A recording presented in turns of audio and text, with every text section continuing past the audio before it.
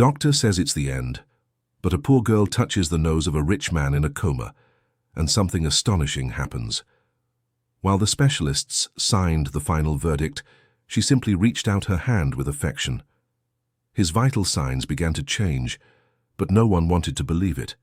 The entire country had to witness it before the impossible was taken seriously. The rain fell hard over London that June night, washing the streets of the Mayfair district with a violence that seemed to want to erase any trace of the day that was ending. The lights from the buildings reflected in the puddles, creating a kaleidoscope of colours that danced to the rhythm of the chaotic traffic. At the top of one of Park Lane's most imposing buildings, Leonard Alastair Vance signed the last document of the day, little imagining that this would be the last time his life would follow its planned course. Leonard was 52 years old and carried, on his shoulders, an empire that had begun in the hands of his grandfather, an Irish immigrant who had arrived in the UK with nothing but dreams and determination. The Vance & Condra construction firm was synonymous with power, prestige, and influence. Projects that transformed urban skylines, multi-million-pound contracts with the government, international partnerships that made his name circulate at gala dinners and closed-door meetings. Leonard was the kind of man whose presence commanded immediate respect. Tall, with perfectly coiffed greying hair, always dressed in tailor-made suits, he had built a reputation for ruthless efficiency and calculated detachment. But that night, as he left his office and got into his armoured car, Leonard had no idea that fate was preparing an abrupt interruption to his trajectory of absolute control. The driver was heading down Piccadilly when a lorry lost control on the wet curve, sliding towards the executive vehicle. The impact was violent. The sound of twisting metal echoed down the avenue, followed by the tense silence of shocked witnesses. The paramedics arrived in minutes. Leonard was pulled from the wreckage, still breathing, but unconscious. The race to the London clinic was swift, but every second felt like an eternity for the medical team fighting to stabilize him. Multiple fractures, internal bleeding, severe head trauma. The first 48 hours were critical. The family was called, the partners were alerted, and the press was kept at a distance with generous financial arrangements. Leonard Vance fell into a deep coma. The days turned into weeks, the weeks into months. The medical team, composed of the country's top specialists, used cutting-edge technology to keep him alive, but the neurological exams were disheartening. There was no significant brain activity. The body responded only to the stimuli of the machines that kept him breathing, that pumped his blood, that fed him through tubes. Leonard was there, but at the same time he wasn't. An empty shell sustained by wires, tubes, and machines that beeped in a monotonous rhythm. The family, initially present and hopeful, began to wear down. His ex-wife Claire, a socialite who had separated from him years ago due to their cold and distant marriage, visited out of social obligation. Their only son, Richard, a 28-year-old who had always lived in the shadow of his imposing father, oscillated between guilt and a secret relief at no longer having to face that critical and demanding gaze. The visits became mechanical, perfunctory, devoid of genuine emotion. While Leonard remained suspended between life and the void, far away in another London, one very different from that of skyscrapers and marble halls, a little girl was fighting her own daily battle for survival. Isabella Smith was 9 years old, but her eyes carried a maturity that didn't match her age. Everyone called her Belle, an affectionate nickname that contrasted with the harshness of her reality. She lived with her grandfather Joseph in a small rented room on the outskirts of the East End, in a borough like Barking. Her mother had left years ago, chasing the empty promises of a man who swore to give her a better life. She never came back, never called. Belle learned early on that she couldn't count on her. Joseph was a 68-year-old man, retired from a textile factory that had closed its doors decades ago. Thin, bent by the weight of years and disappointments, he suffered from respiratory problems that left him increasingly frail. There were days when he could barely get out of bed, his chest wheezing with each difficult breath, his lips purplish from lack of oxygen. Belle cared for him with a dedication that was heartbreaking to watch. She prepared teas, adjusted his pillows, held his hand during his episodes, and softly sang the songs he liked until sleep overtook him. But caring for her grandfather didn't pay the bills. His pension barely covered the rent and medicine. That's how Belle started selling sweets on the streets. She would wake before sunrise, help her grandfather with his morning routine, prepare a bag with candies, chewing gum, and lollipops that she bought wholesale with the little they could scrape together, and head out to face the city. Her favorite spots were the King's Cross St. Pancras Underground Station, where the flow of people was constant, and the vicinity of the London Clinic, where the tired and emotionally fragile families of patients often bought her sweets without haggling. Belle had a gentle way about her, a shy smile that could disarm even the most hardened hearts. She didn't insist when someone said no, just moved on with that silent dignity that children who grow up too fast carry.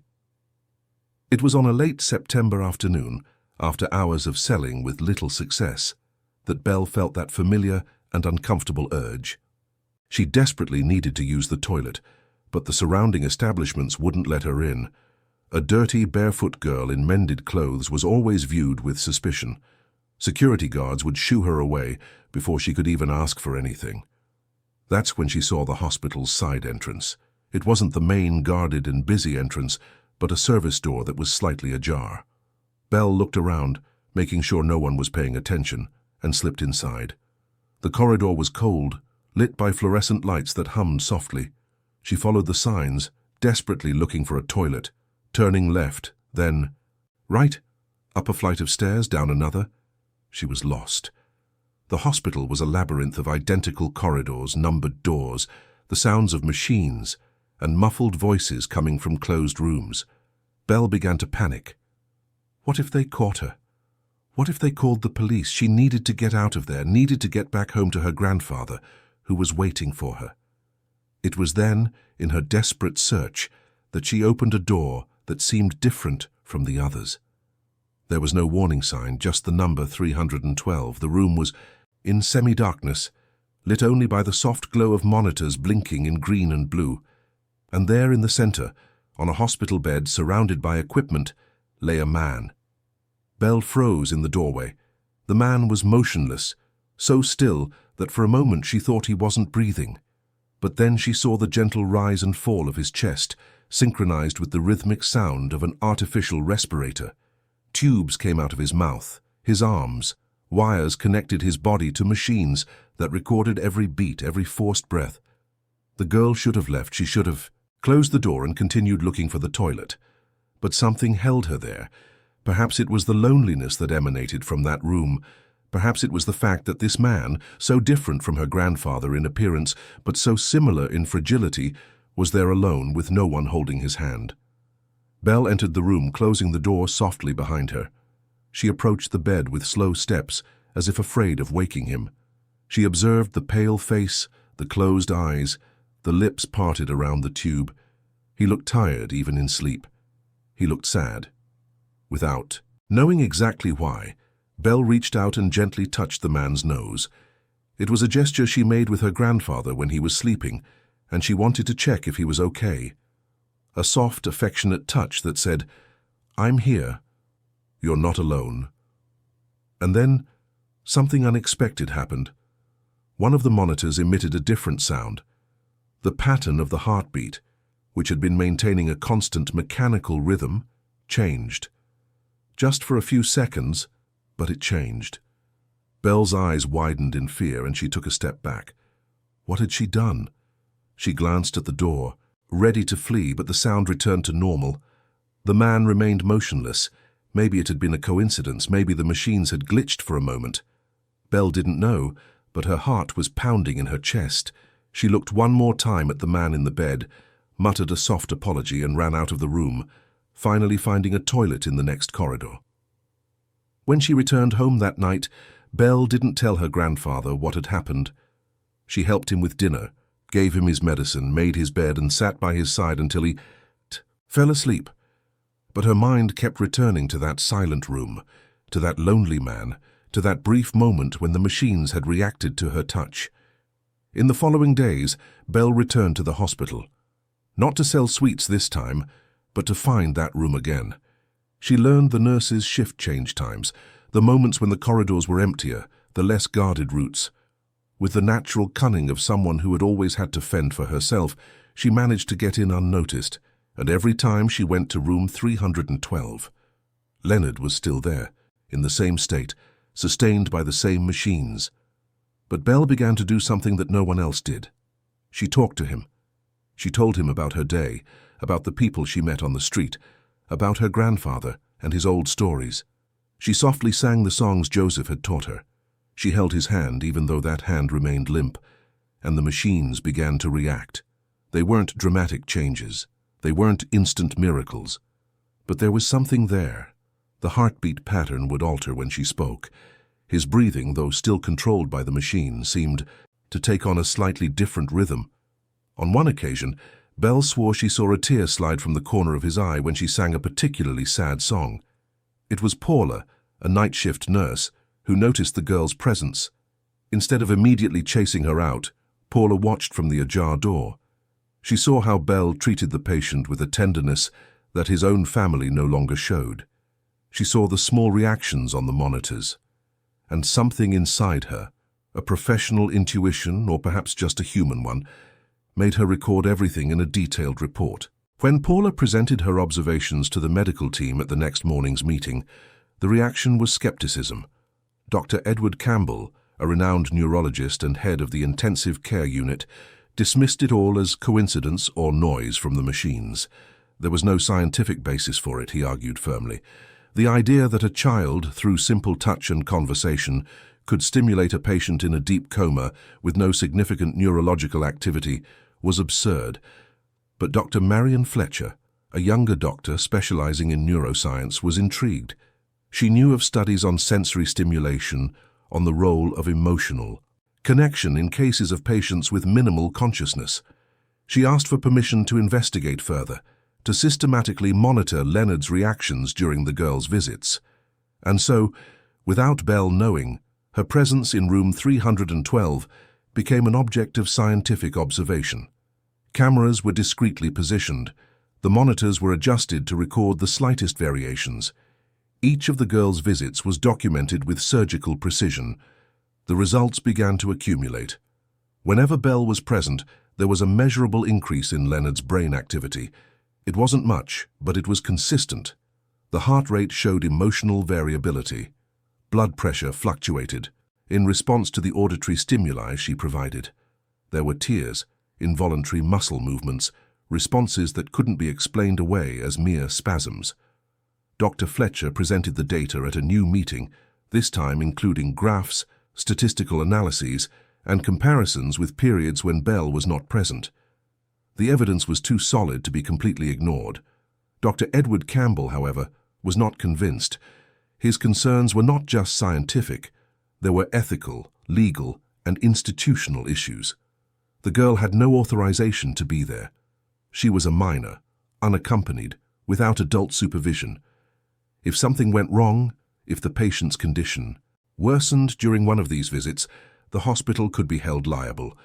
Furthermore, using an emotionally vulnerable child as an untested therapeutic tool was, to say the least, questionable. The discussion intensified. Other doctors were divided, some supporting Marion, others Edward. The hospital administration was called in. Lawyers were consulted. And amidst all this, no one had spoken to the one person who truly mattered at that moment, Belle herself. That's when Denise Allen, the hospital's social worker, entered the scene. She was tasked with locating the girl, understanding her family situation, and assessing whether neglect or abuse was involved. Denise was a competent woman, but she followed strict protocols. When she discovered that Belle lived alone with an elderly, sick grandfather, that she spent hours alone on the streets selling sweets, that she frequently missed school, she saw a classic case of child vulnerability. Denise prepared a report recommending that Belle be placed in temporary care while her family situation was investigated. It was standard procedure, she argued. The child needed protection, structure, and proper care. But before any decision could be made, something leaked to the press. It's uncertain how, perhaps a hospital employee seeking attention, perhaps a family member who heard rumors. The fact is, one October morning, the Times featured a front-page headline, "Street Girl Brings Hope to Businessman in Coma." The news spread like wildfire. Social media exploded with opinions, debates, and theories. Television shows invited experts to discuss the case. There were those who argued that the girl should continue her visits, that love and human connection were more powerful than any medicine. Others decried what they saw as child exploitation, arguing that a child should not bear the weight of being responsible for an adult's recovery. And Leonard Vance, unconscious in his silent room, remained oblivious to the chaos forming around him. Belle found out about the public exposure when neighbors started asking if she was the girl in the news. She was confused, scared. She didn't understand why something she did from the heart, something that seemed as natural to her as caring for her grandfather, had become the subject of so much attention. Joseph, reading the news with difficulty through his fogged glasses, felt a mix of pride and worry. His granddaughter had a huge heart, he had always known that, but the world out there was not kind to big hearts. Meanwhile, at the hospital, the pressure was mounting. Leonard's family, who until then had maintained a respectful distance, began to speak out. Claire, the ex-wife, gave a tearful interview saying she had always believed in the recovery of her son's father. Richard, the son, appeared on television shows talking about his father's legacy and how delicate the situation was. Both, however, avoided directly answering questions about Belle's role. The family's lawyers pressured the hospital to make a decision. Either they officially permitted the visits, assuming responsibility, or they completely banned the girl's access. There could be no more of this grey area where she snuck in and caused unexplained reactions. Dr. Edward Campbell wanted a total ban. He argued that there was no protocol for this, that it would be irresponsible to continue. Dr. Marion Fletcher argued that science existed precisely to explore the unknown, to test hypotheses, to learn from what didn't fit expectations. The institution was divided, and in the midst of this storm, on a rainy October afternoon, as Belle was hiding in a corridor waiting for the right moment to enter room 312, she heard voices arguing loudly in a nearby room. She recognized the voice of Dr. Fletcher, whom she had seen a few times, and the harsh voice of another doctor she didn't know. "You can't play with a patient's life to prove a theory, Marion," the man was saying. "I'm not playing, Edward. I'm observing something real, something that could change how we treat patients with severe brain trauma," she responded. "And the girl? What about the risk to her? Have you thought about what happens when he doesn't wake up? When all these expectations placed on her turn into guilt?" There was silence. Belle felt a tightness in her chest. She didn't want to be blamed for anything. She just wanted to help in the only way she knew how. That night, when she returned home, Belle found Joseph having one of his most severe respiratory attacks. He was coughing violently, his face red, his lips almost purple. Belle did everything she knew to do. She sat him up, opened the window, prepared tea with honey, but nothing seemed to be enough. She held his hand, squeezed it tight, and softly sang the same song she sang to the man in the hospital. Gradually, her grandfather calmed down. His breathing, though still difficult, found a smoother rhythm. He looked at his granddaughter with those tired but love-filled eyes and caressed her face with his trembling hand. "You have a gift, my girl," he whispered. "You have the gift of bringing peace to those who are suffering." Belle hugged her grandfather and cried. She cried from exhaustion, from fear, from a sadness she couldn't name. And as she cried, she thought of the man in room 312, alone in that cold room with no one to hold his hand, no one to sing to him. She didn't know it yet, but her life and Leonard Vance's were about to intertwine in a way that would change them both forever. The forces trying to separate them were powerful, but there was something stronger than protocols, stronger than fear, stronger than all the cold logic of medicine. There was hope, and sometimes hope is all you need to start a miracle. The morning arrived with the timid October sun filtering through the torn curtains of the small room in Barking. Belle woke before her alarm, as always, and for a moment she lay there staring at the damp-stained ceiling. Her body ached with fatigue, but her mind couldn't rest. The words she had heard in the hospital corridor echoed in her thoughts like a distant, incessant bell. And the girl? What about the risk to her?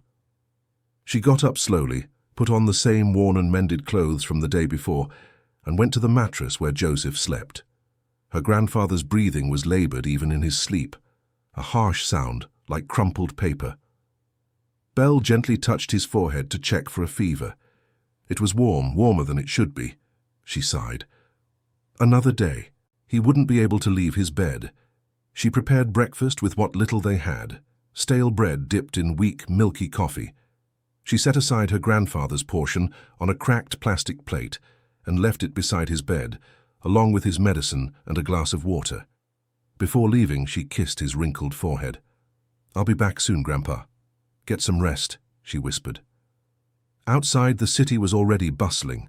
The noise of buses, motorcycles, and conversations on the pavement created the urban symphony Belle knew so well.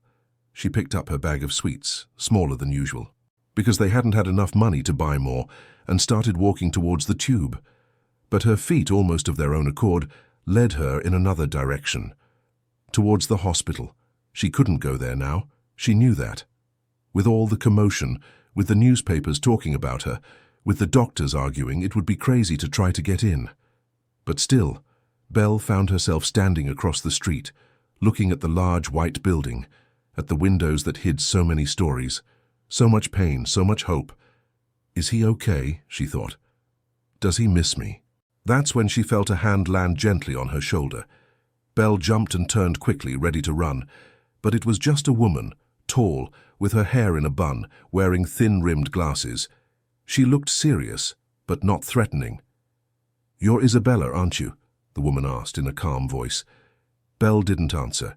She just looked at her with the natural suspicion of someone who had learned early that the adult world was full of dangers. "You don't have to be afraid. My name is Denise. I'm a social worker at the hospital. I just wanted to talk to you for a minute." "I didn't do anything wrong," Belle replied quickly, taking a step back. "I know, dear. I know you didn't. In fact, everyone is impressed with what you've managed to do, with how you've helped Mr. Vance." The girl relaxed a little upon hearing his name. It was strange to think of the man from room 312 as Mr. Vance. To her, he was just the lonely man who needed someone. "Is he okay?" Belle asked in a low voice. Denise smiled tenderly. "He's better, thanks to you. That's why I want to talk to you. Do you have a few minutes?" Belle looked around. The sun was higher now. She should be selling sweets, should be earning money for lunch, for her grandfather's medicine. But something in the woman's voice made her hesitate, something that seemed sincere. "Okay," she finally agreed. They walked to a small cafe near the hospital. Denise ordered a sandwich and a juice for Belle, who ate with a speed that betrayed her hunger. The social worker waited patiently for her to finish before she started talking. "Isabella, I know your life isn't easy. I know you live alone with your grandfather and that he's ill. I know you sell sweets on the street to help with expenses, and I truly admire your courage and strength." Belle wiped her mouth with the back of her hand, saying nothing. "But I'm also worried about you," Denise continued. "A child your age should be in school playing, having friends. You shouldn't have to carry so much weight on your shoulders." "I'm fine," Belle answered defensively. "I take care of Grandpa. We get by." "I know you do, but sometimes accepting help isn't a weakness, Isabella. It's a strength." "What kind?" "So of help." Denise took a deep breath. "There are places where you and your grandfather could receive support. Medical care for him, education for you, proper food. No one wants to take you away from your grandfather. We just want to make sure you're both okay." Belle felt her heart tighten.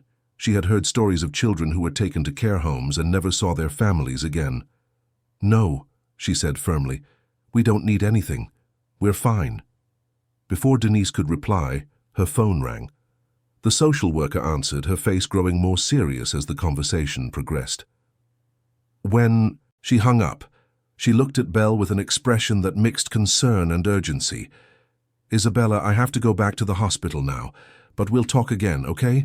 And please, don't try to get into the hospital alone for now. The situation is complicated." "What happened?" Belle asked, feeling fear rise in her chest. "Mr. Vance had a seizure. The doctors are doing everything they can, but it's delicate." Denise quickly paid the bill and hurried off. Belle stood there on the pavement, her legs feeling weak. A seizure. He had gotten worse. And she wasn't there to help him. At that moment, on the 10th floor of the London clinic, Room 312 was in a state of controlled chaos. Leonard had suffered a series of seizures during the night, something the doctors hadn't expected. His body, which had been showing subtle signs of improvement, now seemed to be regressing to an even more critical state. The monitors beeped frantically, nurses rushed back and forth, and Dr. Edward Campbell coordinated the team with precise commands. Dr. Marion Fletcher was there too, watching everything with a mixture of frustration and sadness. She had believed, she had seen the data, the consistent reactions when Belle was present. And now? Had it all been an illusion? A statistical coincidence she had misinterpreted? "Edward, we need to consider," she began, but was cut off. "Consider what, Marion? That your unauthorized experiment has put this patient at even greater risk? That we created false hope in a vulnerable child?"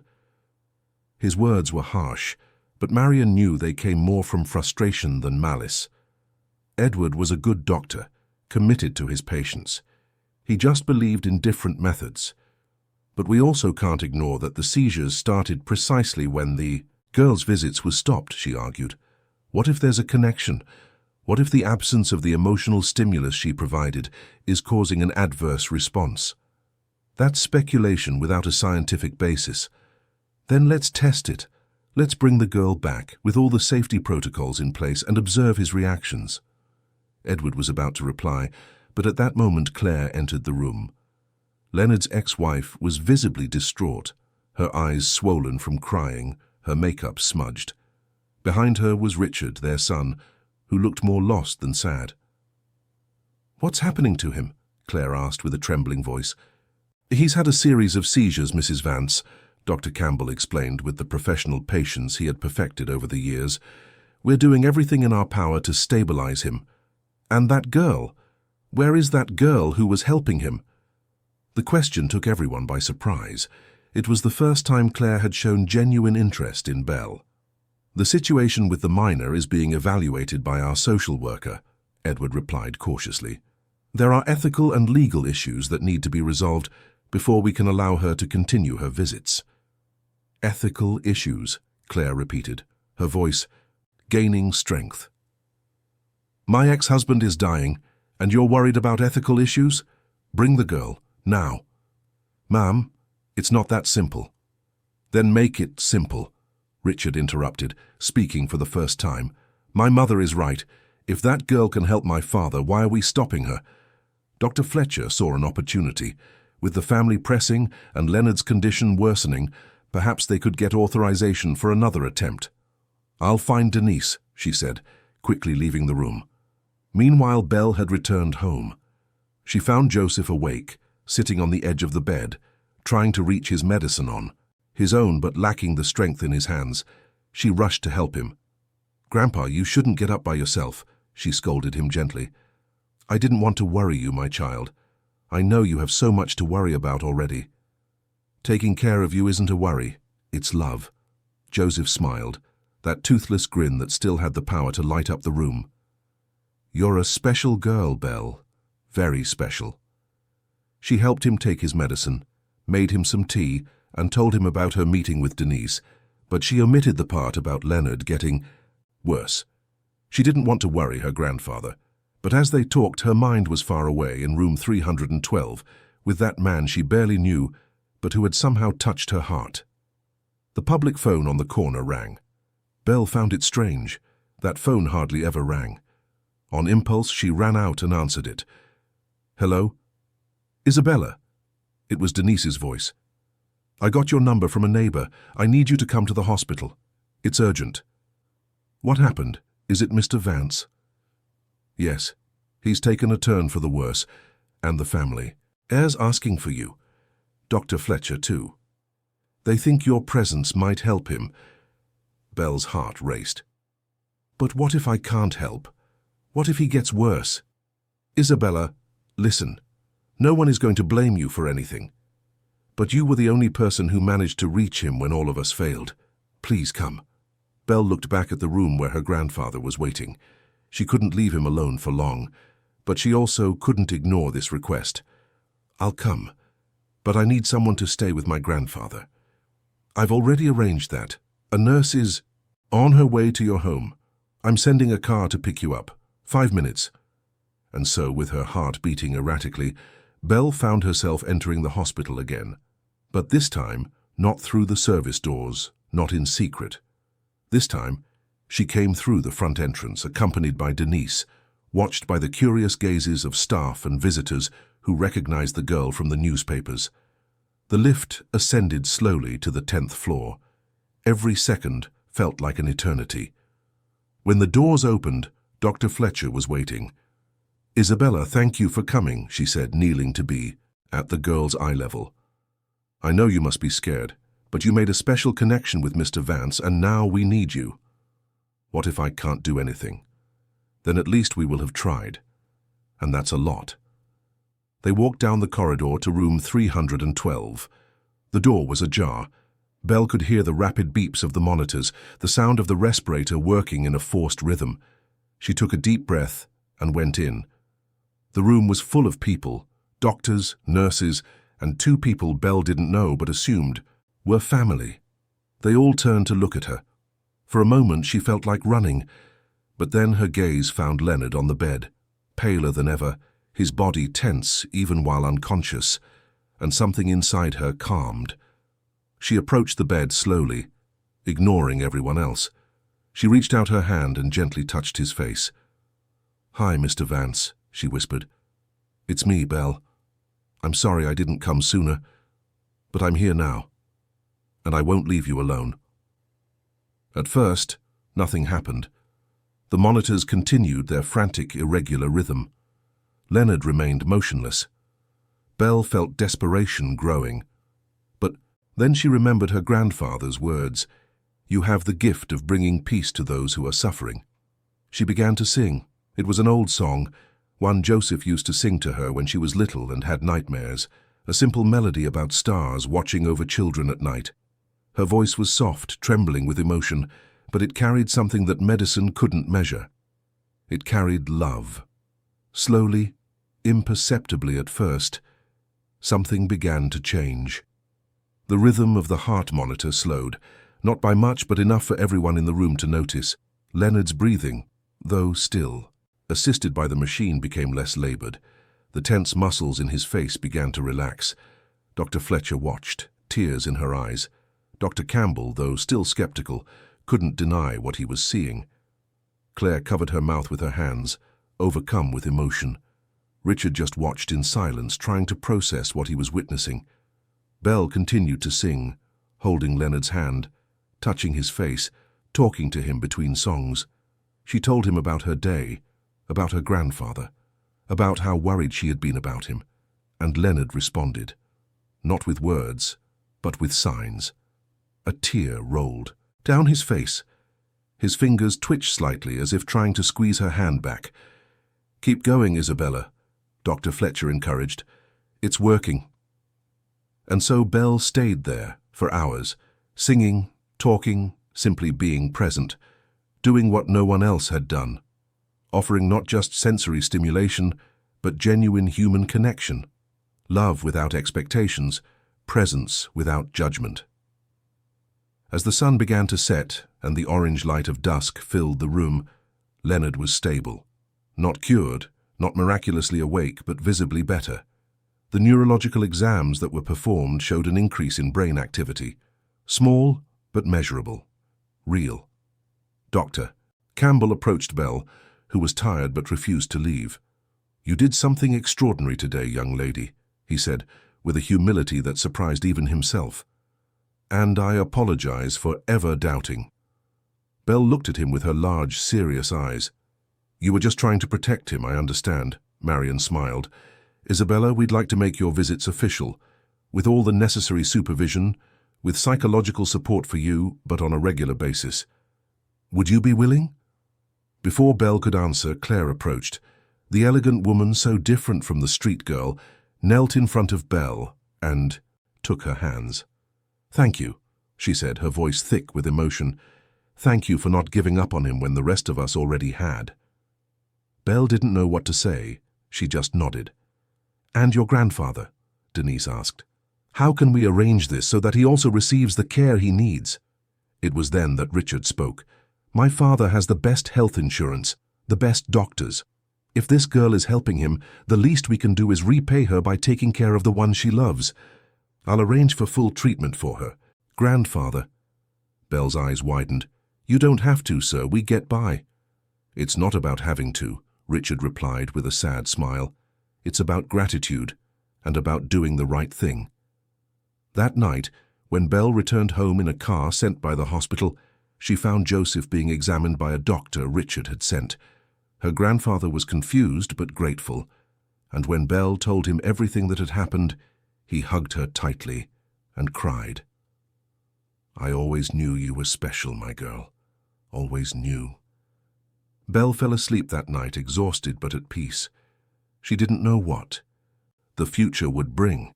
She didn't know if Leonard would fully awaken. She didn't know how her life would change from that point on. But she knew one thing. Sometimes the greatest force in the world doesn't come from medicine, technology, or science. It comes from something much simpler and much more powerful. It comes from the heart. The following weeks brought a routine Belle had never imagined.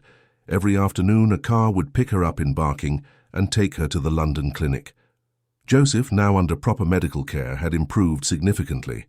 The treatment for his respiratory problems was working, the right medications were finally in his hands, and for the first time in years he could sleep through the night without waking up, gasping for air.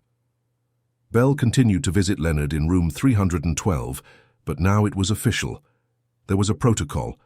A psychologist named Fiona accompanied her, monitoring her emotions, ensuring that all the pressure wasn't affecting her mental health. Dr. Fletcher coordinated the sessions, meticulously recording every reaction, every bit of progress. And Dr. Campbell, while still skeptical about the emotional aspect, couldn't deny the results the scans showed. Leonard was improving. Slowly, almost imperceptibly to the layperson, but consistently and measurably to the medical instruments. Brain activity was increasing. Involuntary movements became more frequent. Reactions to external stimuli grew more evident. He would cry when Belle sang sad songs. His fingers would twitch when she held his hand. His heart rate would speed up when she arrived and calm with her continued presence. But the progress did not come without challenges. The media exposure had intensified. Journalists camped outside the hospital trying to get a photo of Belle, a statement, anything that would make a headline. Talk shows wanted to interview her. Offers came from all sides. A publisher wanted to release a book about her story. A film production company offered an absurd amount for the movie rights. Supplement and alternative therapy companies wanted to use her as their spokesperson. Richard and Claire, who had taken on legal guardianship of Belle with Joseph's permission, refused everything. They had learned the hard way what excessive exposure could do to a person. They wouldn't let Belle go through the same thing, but not everyone was happy with this decision. It was on a November afternoon, as Belle was in the room with Leonard, singing a song her grandfather had taught her about birds flying free in the sky, that the door burst open. A woman entered, wearing flashy clothes, heavy makeup, and platinum blonde hair. She had green eyes, like Belle. The same eyes. The girl's heart stopped. She knew that face. It had been years since she had last seen it, but it was impossible to forget. It was her mother.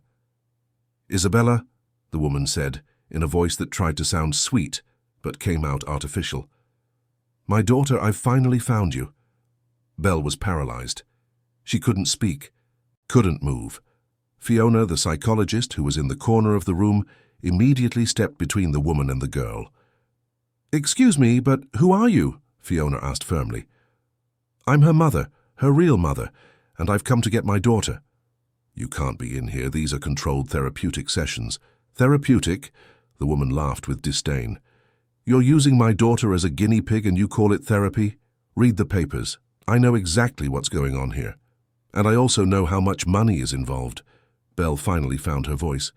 "You're not my mother. Not anymore." The words came out harsher than she intended, but they carried a truth that needed to be said. The woman looked surprised, then her face contorted into an expression that mixed anger and false hurt. "How can you say that? I gave you life, Isabella. Everything I am, everything I have is for you." "You left me with Grandpa when I was 5, Belle replied, her voice trembling but firm. "You said you'd come back. You promised. And you never came back, never called. Not on my birthday, not at Christmas, never. I was building a better life, for both of us. You were only thinking about yourself, like always." Fiona had already called security. 2 guards entered the room and politely but firmly escorted the woman out.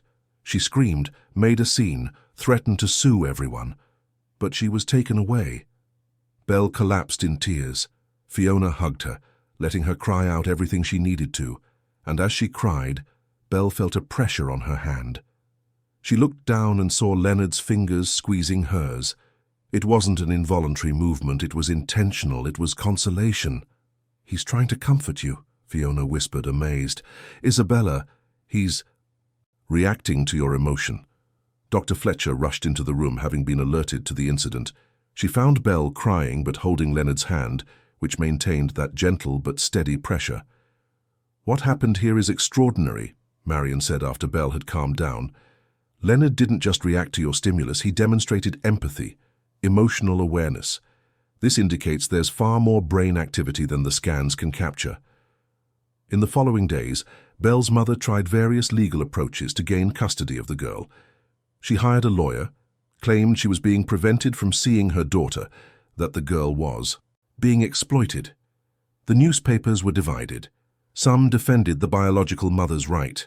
Others pointed to the years of abandonment and the sudden appearance only when money and fame were involved. Joseph was devastated. He was afraid of losing his granddaughter, that a judge would decide the biological mother had more rights than he, a sick and poor grandfather. But Richard hired the best lawyers in London. The legal battle began. Meanwhile, something unexpected was happening. Doctors from all over the country began contacting the London clinic. They wanted to understand the protocol used with Leonard. They wanted to study the case. Universities offered research partnerships. The scientific community, initially skeptical, was now intrigued. Dr. Fletcher found herself in the position of having to formalize something that had started so spontaneously. With the help of a multidisciplinary team, she developed a protocol she called effective stimulation therapy. It wasn't just about touch or talk.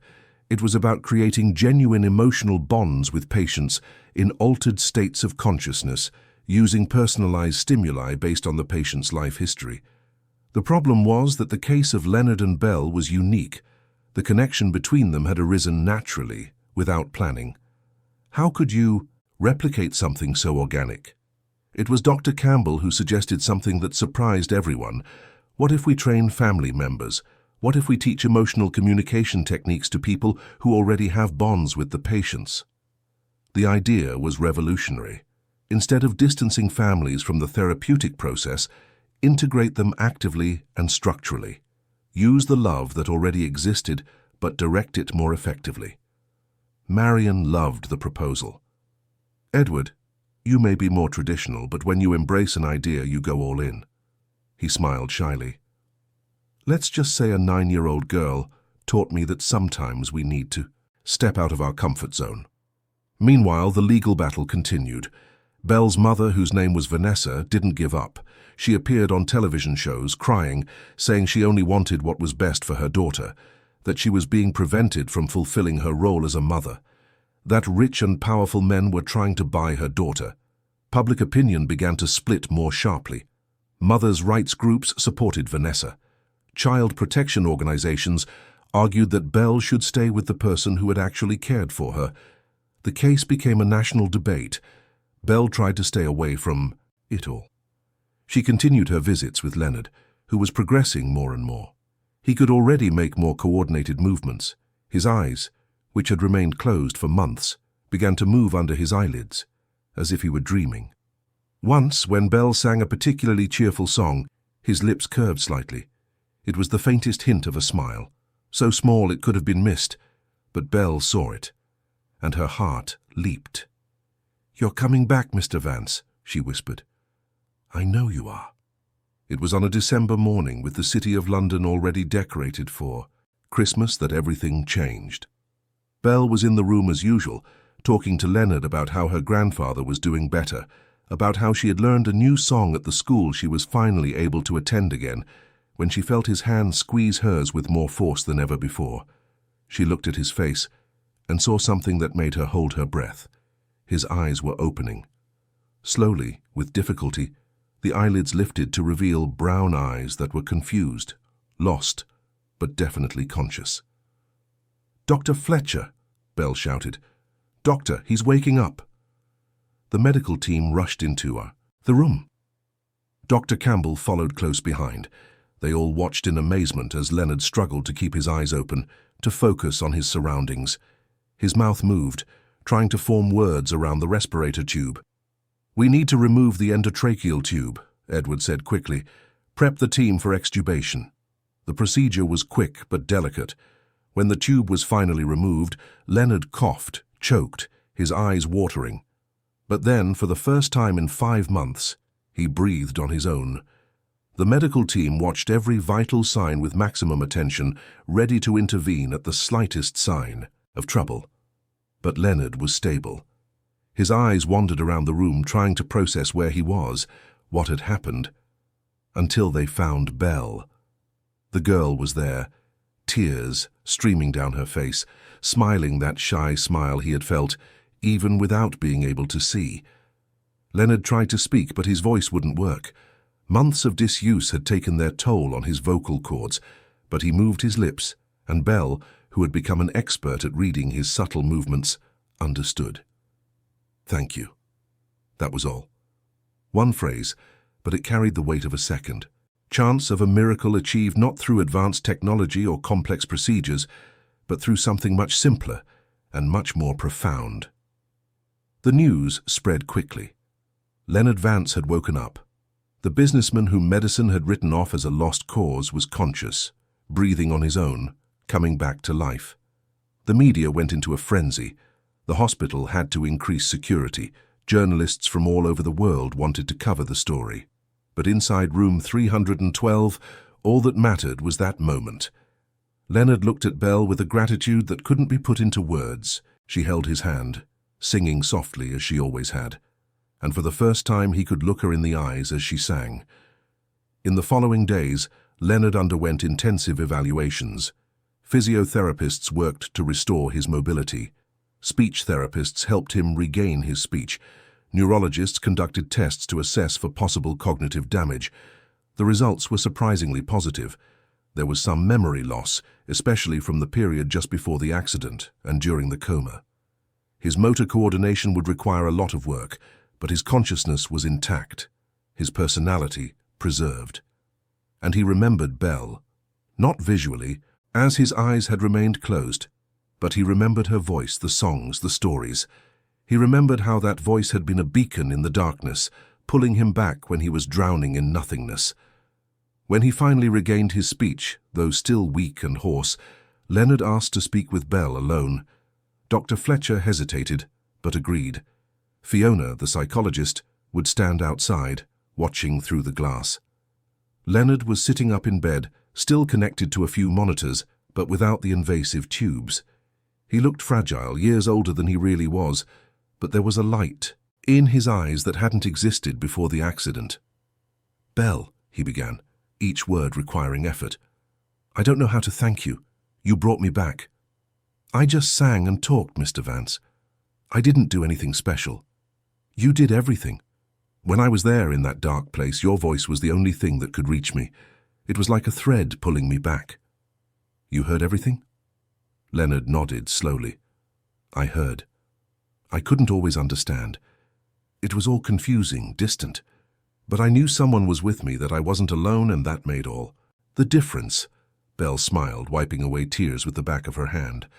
"My grandpa always said no one should be alone, especially when they're suffering." "Your grandfather is a wise man." He looked at her with curiosity. "Can you tell me?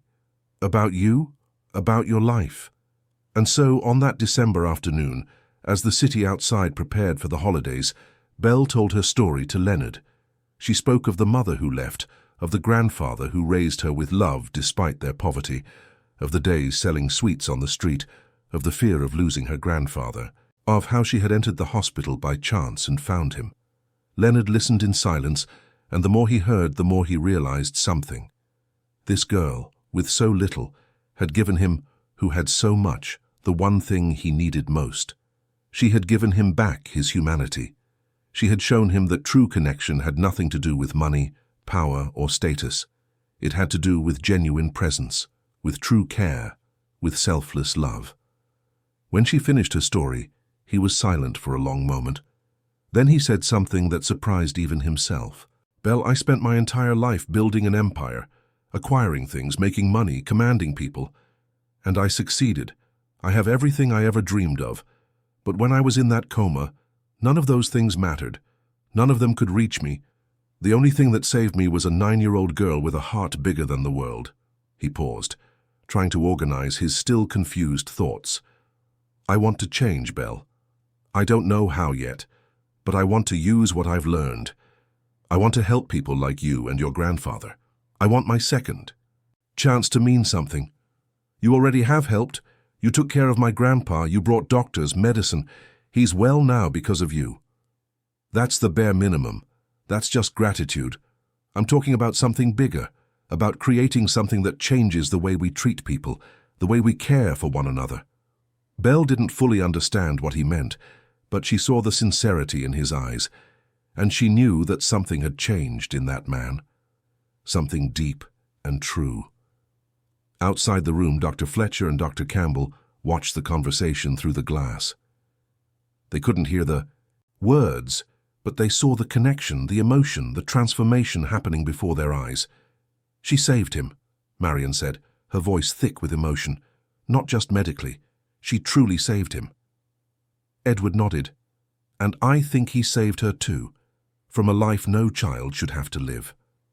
That night when Belle returned home, she found an unexpected situation. Her mother, Vanessa, was there. Not alone, but accompanied by a different social worker and 2 court officers. There was a court order. Vanessa had won the right to supervised visits. Joseph was sitting in the old chair, his shoulders slumped in defeat. Belle ran to him and hugged him. "Don't worry, Grandpa, it's going to be okay." But she wasn't sure if she believed her own words. She looked at her mother, who wore a triumphant expression, and she felt fear. Fear of being taken from this simple but love-filled life to a life she wouldn't recognize. The future remained uncertain. But one thing Belle knew for sure. No matter what happened, she had learned something precious in the past few months. She had learned that true love doesn't come from blood ties or legal obligations. It comes from who stays, who cares, who chooses to love even when it's hard. And she had been loved. By a grandfather who gave up everything to raise her. By a man she had saved and who now wanted to save her in return. By doctors who believed in her when others doubted. By people who chose to see her not as a street girl, but as a human being worthy of respect and opportunity. As night fell over London, Belle looked through the fogged windows at the city lights. Somewhere out there, in the hospital illuminated against the night sky, Leonard was awake, alive, breathing. And it had all started with a simple touch, a gesture of care, a song sung in the dark. Sometimes miracles don't come wrapped in shiny paper. Sometimes they come dressed in mended clothes, with bare feet and an open heart. Sometimes all it takes is a hand reached out at the right moment to change everything, and Belle had reached out her hand. The rest would be history. The first day of January brought a clean, bright sun over London, as if the city had been washed clean, ready for a new start. Belle woke, early as always, but this time it wasn't habit that roused her. It was anxiety. Today was the final hearing. Today a judge would decide where she would live, who she would stay with, what her future would be. Joseph was already awake, sitting at the table, his hands trembling as he tried to drink his coffee. He was much better. The treatments had worked wonders, but the fear of what might happen that day consumed him. What if he lost his granddaughter? What if this whole fight had been for nothing? "Grandpa, it's going to be all right," Belle said, trying to sound more confident than she felt. "We have good people on our side." He just nodded, unable to speak without his voice shaking. Richard arrived promptly at 8 o'clock. In recent months, he had become a constant presence in the lives of Belle and Joseph. What had started as gratitude for his father had turned into something deeper. Richard saw in Belle something he himself had never had: courage, genuine compassion, the ability to love without measuring the consequences. And in Joseph he saw the father he wished his own had been: present, loving, dedicated. "Good morning," he greeted with a smile that didn't completely hide the tension. "Everyone ready?" The journey to the courthouse was silent. Belle looked out the window, watching the city go by. So many people, so many stories, so many lives happening simultaneously. And there she was, a girl who months ago sold sweets on the street, now at the center of a legal battle that mobilized expensive lawyers and attracted national attention. The courthouse was packed. Journalists couldn't enter the courtroom, but they crowded the hallways. Vanessa was already there, dressed in an overly sober manner, trying to look like the dedicated mother she had never been. Her lawyer, a man in an expensive suit with a calculated expression, reviewed his papers. On the other side was Richard's team. 3 experienced lawyers, stacks of documents, prepared witnesses. And there were more people. Dr. Fletcher was there, as were Dr. Campbell, Fiona the psychologist, Paula the nurse, and Denise the social worker. They had all offered to testify, and there was Leonard. He entered the courthouse leaning on a cane, still frail but determined. Months of intensive physiotherapy had worked miracles, but he still had a long way to go. When his eyes met Belle's, he smiled, and she felt a little of her fear dissolve. The hearing began. The judge, a middle-aged woman with a serious but not unkind expression, first heard from Vanessa's lawyer. He painted a picture of a repentant mother who had made mistakes but now wanted to redeem herself. He spoke of inalienable maternal rights, of how no past mistake should condemn a mother to lose the right to raise her own child. Vanessa cried at the right moments, said the right words, made the right expressions. Belle had to admit she was a good actress then. It was the defense's turn. Richard's lawyer presented meticulously organized documents, records showing Vanessa hadn't paid child support in years, testimonies from neighbors about the abandonment, proof that she had only appeared after Belle's story gained notoriety, recovered emails and messages from Vanessa to potential agents, discussing advertising contracts using her daughter's image. Vanessa's tears dried up quickly. Her face hardened. But the most powerful moment came when the witnesses spoke. Dr. Fletcher explained with passion how Belle had demonstrated extraordinary emotional maturity, but that this came from the trauma of having to grow up too fast. She needed stability, unconditional love, the kind Joseph had always offered. Dr. Campbell, with his medical authority, spoke of how Belle had never sought the spotlight or rewards. Everything she did was out of genuine compassion, and how separating her from the person who truly cared for her would be traumatic. Fiona, the psychologist, presented detailed evaluations. Belle had a deep, healthy bond with her grandfather. With her mother, there was only fear and mistrust. But it was when Leonard asked to speak that the entire room fell silent. "Your Honor," he began, his voice still a bit hoarse but firm, "I am a man who spent his entire life measuring people by what they could offer me, by their practical worth, and I almost died alone because of it. My family visited my body out of obligation, not love. My business partners were already planning my succession before my heart had even stopped beating." He paused, gathering his thoughts. "But a 9-year-old girl, who had nothing, who didn't know me, who stood to gain nothing from me, chose to stay by my side. She sang to me, she talked to me, she held my hand when I was lost in the dark. And she brought me back not because she expected anything in return, but because she has a heart that is too big for her chest." Tears were streaming down his face now, unashamed. This girl deserves to grow up surrounded by true love. The kind of love Joseph has shown by giving up everything to raise her, not the kind of self-serving love that only shows up when there are cameras and contracts involved. Vanessa shot up, furious. "This is ridiculous. This man is buying my daughter, offering money to take her from me." The judge banged her gavel. "Order! Please be seated." But Vanessa didn't stop. You're all blind. He's a rich and powerful man. Of course he can hire better lawyers, buy witnesses, create a beautiful narrative. But I'm her mother. I have rights. Rights? Joseph's voice was weak but clear. His trembling voice cut through the room. Where were these rights when you left a crying 5-year-old girl on my doorstep? Where were they when she got sick and I stayed up all night because I had no money for a doctor? Where were they on every birthday that passed without a gift, without a call, without a word? The old man rose with difficulty, leaning on the table. You have no rights over her. You lost those rights when you chose your own life over hers. I may not have money. I may not have my health, but I have love. And love, Your Honor. Love is what makes a real family. The room erupted in murmurs. The judge banged her gavel again, calling for silence. Then she looked at Belle, who had remained quiet until that moment. Isabella, would you like to say something? Belle looked around, at her grandfather who had raised her with so little but gave her everything, at Leonard, whom she had saved and who was now trying to save her in return, at all these people who had become her support network. And then she looked at Vanessa, the woman who had given birth to her but had never truly known her. I don't want a trial, she began, her voice low but clear. I don't want anyone to be the villain in this story, but I want to stay with the person who has always stayed with me, with the one who taught me that family isn't about blood. It's about choice. It's about staying even when it's hard. And the person who always chose to stay with me was my grandfather. Vanessa tried to interrupt, but the judge silenced her with a look. Your Honor, Belle continued, tears now in her eyes. I'm not angry with my mother, I'm just sad. Sad because she lost the chance to really know me, to see who I am, to be present for the moments that matter. And now she wants to come back, but not for me, for everything that comes with me. And that hurts more than the abandonment.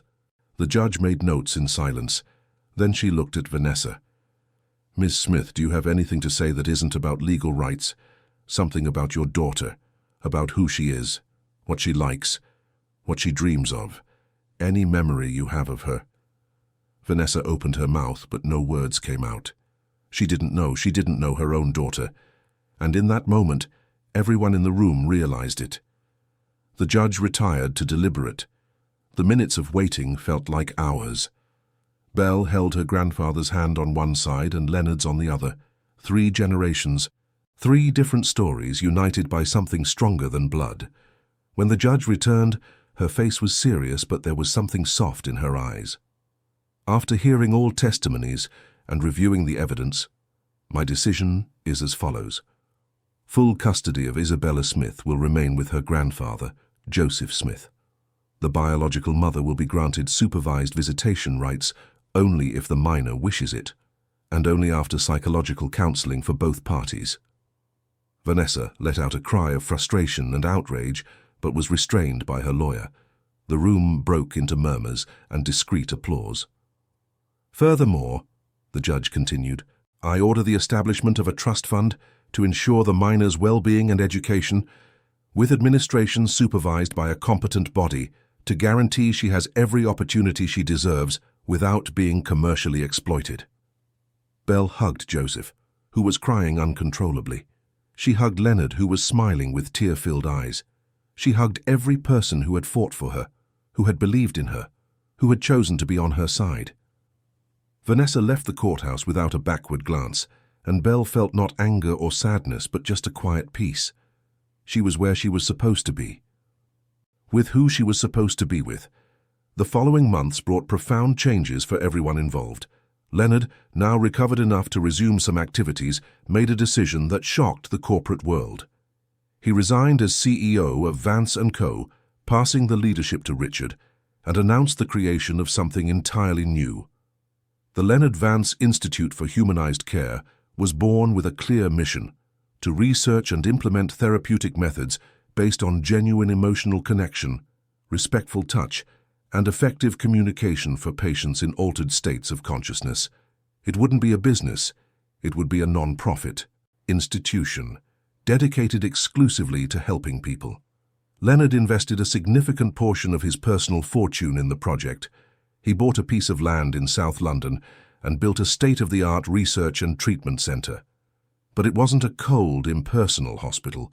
It was a place designed to be welcoming, with rooms that looked like hotel suites, large windows that let in natural light, therapeutic gardens, music rooms, and spaces for families. Dr. Fletcher was appointed as the scientific director. Dr. Campbell, after much hesitation, accepted the position of medical director. Together, they developed protocols that combined the best of traditional medicine with humanized approaches to care. The case of Bell and Leonard became a case study.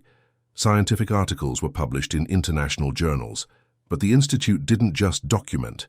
They trained family members, developed volunteer programs, created educational materials. The idea was simple but revolutionary: to give families back an active role in the care of their loved ones, but to equip them with knowledge and support. Hospitals across the UK began to implement wings based on the Institute's protocols. Recovery rates in patients with severe brain trauma, strokes, and minimally conscious states increased significantly. What had started as a chance encounter between a little girl and a comatose businessman was changing how the country treated its most vulnerable patients. Belle continued her life, but now with opportunities that once seemed impossible. She studied at a good school, had psychological support to process everything she had been through, and participated in activities that children her age should. But she never lost her essence. She continued to visit the Institute regularly, not as a symbol or mascot, but as a volunteer. She talked to patients, sang to them, offered the same genuine presence she had offered Leonard. Joseph, now in stable health and living in a small but dignified house that Leonard had insisted on providing, watched his granddaughter grow with a pride that couldn't be contained. He knew he wouldn't live forever, that his years were numbered. But now he could depart in peace, knowing Belle would be well cared for, not just financially but emotionally. Leonard and Richard had become family, in the truest sense of the word. The years passed. Belle grew up, transforming into an intelligent and compassionate teenager, then into a determined young woman. She decided to study neuroscience, inspired by Dr. Fletcher. During university, she interned at the Institute, learning not only theory but continuing to practice what she had always known how to do naturally: connect with people. Joseph passed away when Belle was 17. It was peaceful in his sleep, after a day where they had talked about everything and nothing. Belle cried all the tears she needed to, but she also gave thanks. She was thankful for every year they had together, for every lesson he taught, for every moment of love he offered when the world offered her only indifference. Leonard was by her side at the funeral. So was Richard, Dr. Fletcher, Dr. Campbell, Fiona, Denise, Paula.